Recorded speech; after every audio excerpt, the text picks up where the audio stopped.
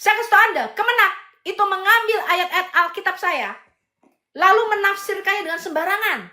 Bahkan mengatakan dia begini, di dalam Alkitab Yohanes 14, ada kata Periklitus, tidak pernah ada di dalam ayat Alkitab saya Periklitus. Ya, lalu mereka mengatakan Periklitus ini artinya Ahmad. Di Departemen Agama telah memelencengkan, memelintir ayat Alkitab saya, bahkan mengatakan ada kata Periklitus. Padahal nggak ada Periklitus, nggak ada teman-teman Kristen di Alkitab saya, Alkitab kita. Yang adalah Parakletos. Anda cari di semua manuskrip. Ang adanya Parakletos. Mereka mempelintir Parakletos menjadi Periklitus, lalu menafsirkan sendiri bahwa ini adalah Ahmad, katanya begitu teman-teman. Bahkan Departemen Agama, saya bisa tunjukkan Anda buku PPKN kelas 7. Mereka mengatakan bahwa orang Kristen, Katolik, dan Protestan menyembah 3 Tuhan. Allah, Isa, dan Maryam. Coba bayangin teman-teman. Ini fitnah besar-besaran yang dilakukan pemerintah Indonesia kepada agama Kristen. Lalu kemarin saya tanya kepada orang pemerintahan yang masuk di komal saya, termasuk di komalnya Bang RK dan di komalnya CP kalau saya nggak salah, saya lupa.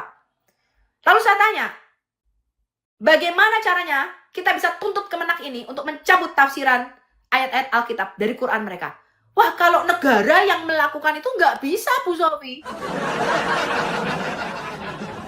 Karena yang melakukan penistaan, pemelintiran ayat Alkitab saya adalah negara Republik Indonesia. Catat ini, viralkan ini. Yang melakukan penistaan terhadap agama Kristen di Indonesia adalah pemerintah Republik Indonesia di bawah Departemen Kementerian Agama dan Departemen Pendidikan dan Kebudayaan. Saya bisa tunjukkan buktinya dan datanya. Anda bukan hanya bisa, Anda searching sendiri buku PPKN kelas 7. Ya, yang mengatakan orang Kristen, Katolik, dan Kristen Protestan menyembah 3 Tuhan. Bahkan Anda bisa lihat di dalam tafsiran Departemen Kementerian Republik Indonesia Agama. Ini Kementerian Agama loh, bayangin. Memelintir ayat Alkitab saya, mengatakan di ayat Alkitab saya ada kata Periklitus, padahal nggak pernah ada di Alkitab kita kata Periklitus, teman-teman. Lalu saya bertanya, kalau pemerintah melakukan ini, kemana kita bisa komplain? Mereka bilang, tuntut saja, tuntut kemana? Lalu saya tanya, saya harus melakukan tuntutan kemana? Lalu orang pemerintah ini berkata, ya Bu, kalau Kementerian Agama yang melakukan itu, tidak bisa Bu, karena itu kan pemerintah Bu.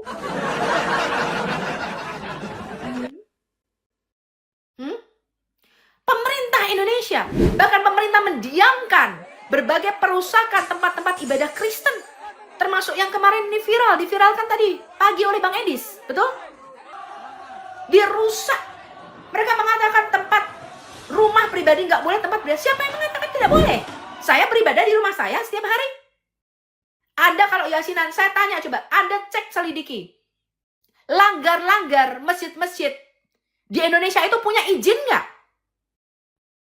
70% masjid-masjid itu punya Islam, itu yang dibuka sebagai mereka. Itu nggak punya izin. Sebelah rumah saya dulu guru ngaji. Tiap sore itu anak-anak datang untuk ngaji di situ. Berisik, saya aja sampai dengar. Saya sampai bisa ngaji dulu waktu kecil. Apakah itu punya izin? Hah? Kalau mereka punya izin, teman-teman, saya loncat dari patung Liberty, saya kasih tahu.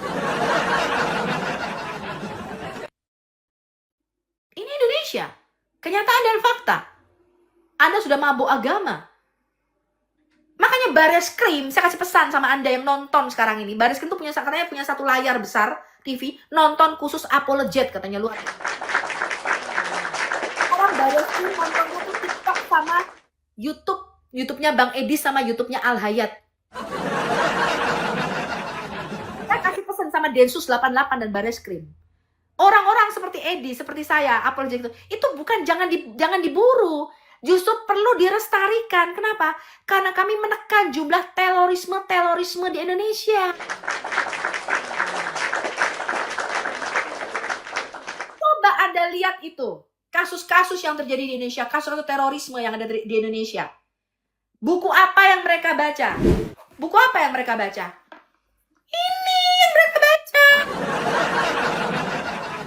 Karena membaca membaca buku inilah dan membaca hadis-hadisnya, mereka menjadi telur. Dan buku ini itu menjadi bukti di pengadilan.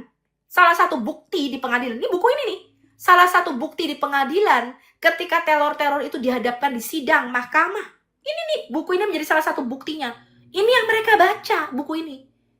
Tapi kalau Anda membaca Alkitab, nggak mungkin Anda akan ngebom itu. Nggak mungkin, teman-teman. Itu udah nggak.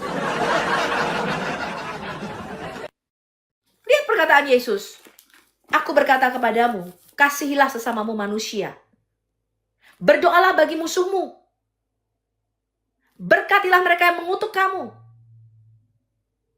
Ya, yang memecah belah persatuan Indonesia adalah fatwa MUI yang mengatakan haram mengucapkan selamat hari Natal. Betul nggak, teman-teman? Saya punya teman-teman Muslim di tempat kerjaan saya, dan mereka berlaku munafik.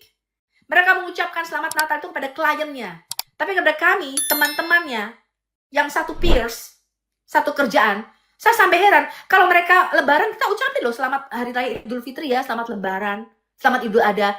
Tapi kalau kita Natalan, mereka nggak pernah ngomongin. Kenapa? Saya dulu nggak ngerti, orang saya dulu bukan apologet kok. Begitu saya menjadi apologet, saya baru sadar akan keadaan Indonesia. Ternyata memang ada fatwa haram mengucapkan salam, mengucapkan selamat Natal kepada orang Kristen. Bahkan mereka tuh sebenarnya tidak boleh berteman dengan kami, orang Kristen. Terpaksa aja, kenapa? Satu kerjaan, satu bisnis bareng. Makanya dulu teman-teman saya Muslim itu di tempat kantor itu nggak pernah ngucapin selamat Natal. Nggak pernah ngucapin. Mereka ibadah sendiri, kita ibadah sendiri. Kenapa? Karena secara iman, secara agama, mereka menganggap kita ini kafir. Itu yang memecah belah persatuan Indonesia. Mengambil ayat Alkitab saya untuk menafsirkan Quran. Hapus itu. Ya, itu tuntutan saya. Penjarakan Zuma, bubarkan api, hapus.